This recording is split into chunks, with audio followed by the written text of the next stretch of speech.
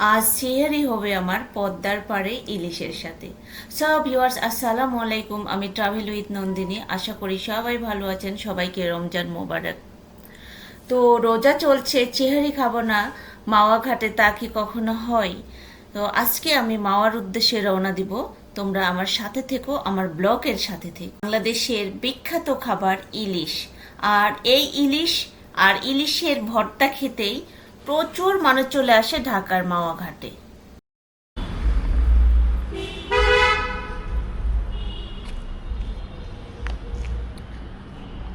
So viewers, এখন আমি মাওয়ার উদ্দেশ্যে রওনা দিচ্ছি। আজকে চলে যাব মাওয়া ঘাটে। তো আমি আমার বাড়ির সামনে দাঁড়িয়ে আছি। এখন রাত বাজে প্রায় 12টা।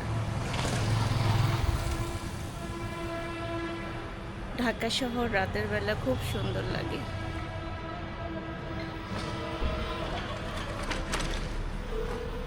তো মাওয়া যেয়ে কি করছি, কি খাচ্ছি আর কোথায় ঘুরছি সব তোমাদেরকে দেখাবো। তোমরা সবাই সাথে থেকো, পাশে থেকো। এই দেখো, আমি তোমাদের দেখাচ্ছি আমার বাড়ির সামনের ভিউ।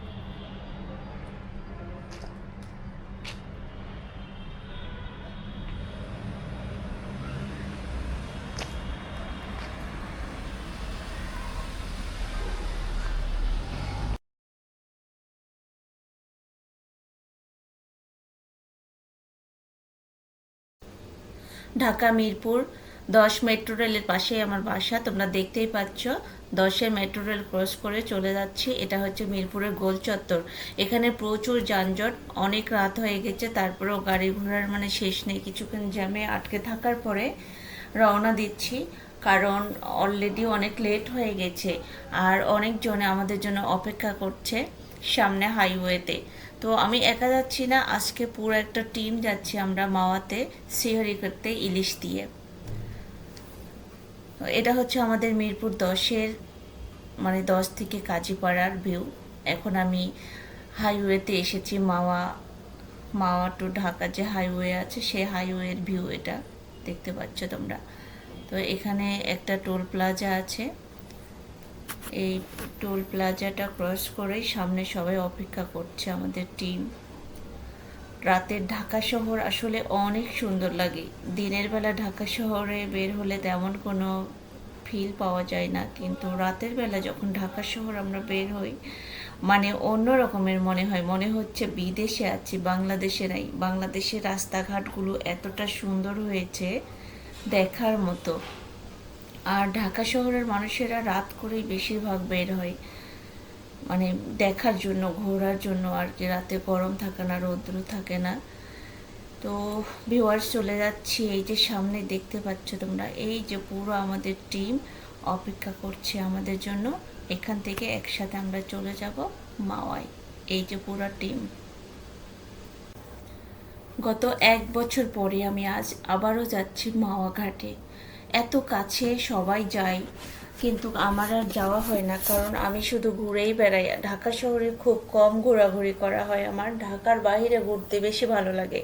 কিন্তু আসলে আমাদের ঢাকা শহরটা যে এতটা সুন্দর, যারা ঘোরেনি তারা আসলে বুঝতে পারবে না। তো যাই হোক, মাওয়ার উদ্দেশ্যে রওনা দিয়েছিলাম, ফাইনালি মাওয়ায় এসে পৌঁছে গেছি। মাওয়া ফেরিঘাটের আশেপাশে চলে এসেছি। এই পাশে যেগুলো দেখতে পাচ্ছ তোমরা, এগুলো হচ্ছে হোটেল, রেস্টুরেন্ট, সবগুলোতে ইলিশ পাওয়া। এই যে ফেরিঘাটে চলে এসেছি আমরা। শুধু ইলিশেরই বাজার, শত শত মানুষ, তারপরও আজ বৃহস্পতিবার, এত ভিড়, এত ভিড়। তো ফাইনালি চলে এসেছি। দেখো এখানে শুরু হয়ে গেছে। ও, শুকনা মরিচ ভাজতেছে এই ভাইয়াটা, এত সুন্দর স্মেল আসতেছে শুকনা মরিচের, মানে দেখেই খাওয়ার ইচ্ছে করছে। মরিচের ঘ্রাণটা খুবই ভালো লাগছে। আর ওই পাশে মনে হয় ভাইয়াটা ভর্তা বানাচ্ছে। আর ও, বেগুনের যা সাইজ, মনে হচ্ছে বাংলাদেশের সবচেয়ে সুন্দর বেগুনগুলো এই মাওয়া ঘাটেই সেল দেয় আর কি, বেগুনের বাগানের মালিকেরা।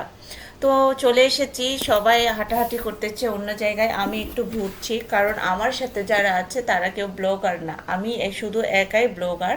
তো আমাকে একা একাই ভিডিও করতে হয়, আর কি করার আছে। তো আমি ঘুরে ঘুরে দেখাচ্ছি তোমাদের। এই যে একটা ভাইয়া ভর্তা বানাচ্ছে, মানে ইলিশের যে লেজটা হয় সেই লেজের ভর্তা হচ্ছে এখানে। আর মানে এই ভর্তাটা খেতে এতটা টেস্টি, এই যে এইভাবেই বানানো হয়, খুব ভালো লাগছে আর কি। তো এখানে ভাজা ভাজা শুরু হয়ে গেছে ইলিশ। আমরা এখনও অর্ডার করিনি, কিছুক্ষণের মধ্যে আমরা ইলিশ অর্ডার করব, তাদেরকে বলবো আর কি। তো এখন এগুলো অন্যদের অর্ডারগুলো তারা ভাজতেছে, আমি দেখাচ্ছি। এখানে মাওয়াতে অনেক অনেক অনেক রেস্টুরেন্ট আছে। তো এখানে খাবারের আইটেমগুলো প্রায় সেম একই আর কি। এখানে ইলিশ আপনি একটা অর্ডার করবেন, তারপর তারা ইলিশের সাথে এই যে বেগুন ভাজা দেবে, তারপর হচ্ছে ইলিশের লেজ দিয়ে সুন্দর মতো ভর্তা বানিয়ে দেবে। তো এটা খেতে খুবই টেস্টি লাগে। আর ওই যে দেখা যাচ্ছে, যত দূর যে দেখা যাবে তত দূর সবগুলো রেস্টুরেন্ট, সব সব ইলিশের বাজার। এখানে শত শত মানুষ চলে আসে, তবে এখন আজকে রোজা দেখে মানুষ খুব কম এসেছে, আস্তে আস্তে সবাই চলে আসবে আর কি। তো যাই হোক, সবাই ভালো থেকো, নেক্সট ব্লগে আসছি।